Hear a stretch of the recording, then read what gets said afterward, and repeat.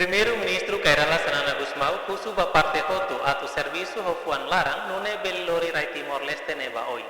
Primeiro-ministro Kairala Sanana Gusmao hato questão-ne lihusi discurso banhira halo surumutu ho Ministério Obras Pública no membro Câmara Comércio e Indústria Timor-Leste.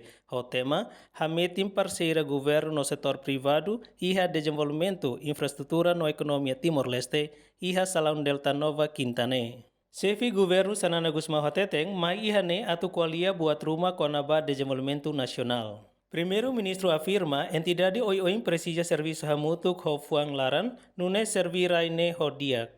Nema construção Estado iharai nebe ukung ang kleur tebes ona sirani setor privado lau mesak, mai be iha Timor-Leste foin makalau, Estado no governo buka oinsa dudu setor privado horiloke dalam ba desenvolvimento ba ekonomia Timor-Leste.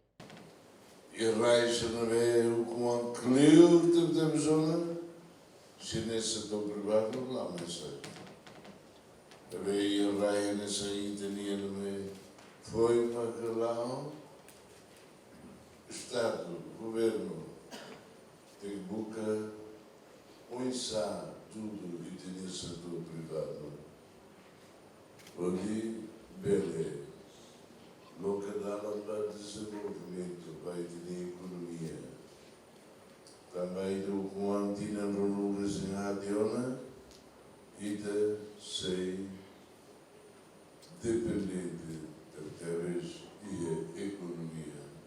Primeiro-ministro Sanana Hateten temi kona baka feat sabe idane exemplo nebe kapas tebes tambah husi buat ida halo oi-oin hodi desenvolve cafe iha Timor-Leste no mundo. Emerenciana Pintu, STL News.